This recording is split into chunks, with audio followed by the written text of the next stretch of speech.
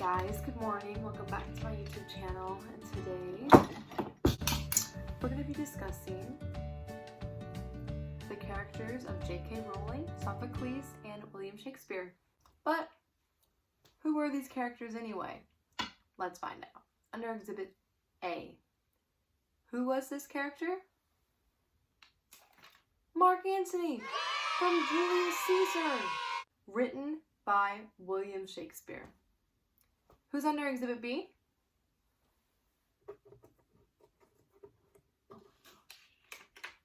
Antigone from Antigone, written by Sophocles. And who's under Exhibit C? Nymphadora Tonks from Harry Potter, written by J.K. Rowling. Well, what's one thing that all of these characters have that are in common? Spoilers if you haven't read the books. But yeah, they all die. But what's the other common theme between them? Well, it's their bravery in the face of death or danger for the ones that they love. And it doesn't have to be a romantic type of love. Or Mark Antony has a love for Caesar, his friend. Antigone has a love for her brother. And Nymphadora Tonks has a love for her husband. So let's dive a little bit deeper into that, starting with each character. Let's start with Mark Antony. So what we know is that Mark Antony was a very close friend of Julius Caesar's and loved him like a close friend. Mark Antony says, "I fear I have wronged the honorable men whose daggers have stabbed Caesar." What this line means is that he is opposing the senators who have just killed Caesar with 23 stab wounds. This silver one is Brutus's, because it's the most unkindest cut of all.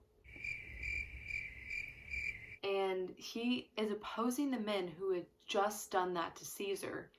And he's putting his life on the line by defending him and trying to unify the people so that they will go against the senators and will be on his side so they can fight for Julius Caesar.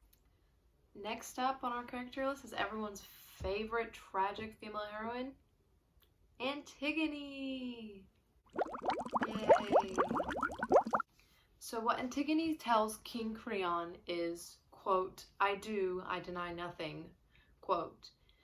This is a really short line. It's important because she is getting straight to the point. She's not trying to bluff or anything.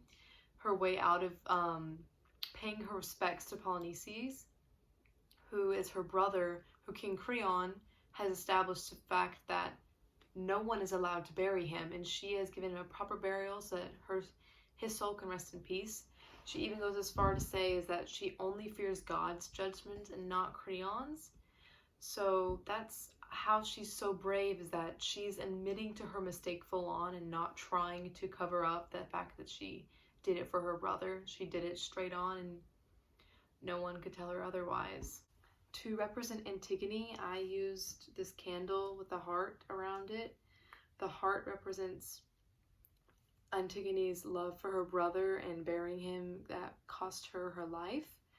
And I used the candle, which represents that no matter how many people tried to blow her candle out at Creon, that she stayed persistent without it, and she was the only one to put out her own candle.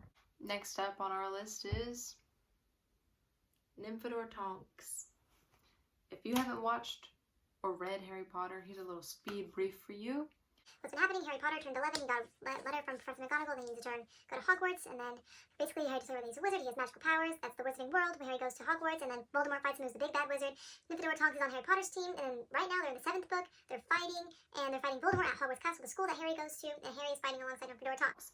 So, in the context of that situation, Harry Potter is talking to Nymphadora Tonks, and Nymphadora asks, "Where's Remus?" He says that without another word, Tonks sped off.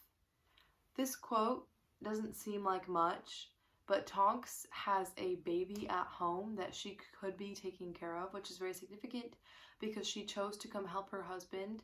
So she goes and she joins the battle to show her bravery before her death, to support her husband and to show her love and her passion for him, because they're going to die together.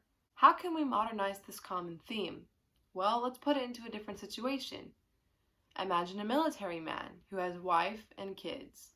He loves them dearly, and he leaves to go off into war where there's possibility of danger or death. By going off to war, he's showing his bravery before danger or death and showing how much he loves his family and his country to go off to war for them. Well, that's it for the video. Come see me next week with Romeo and Juliet. Peace.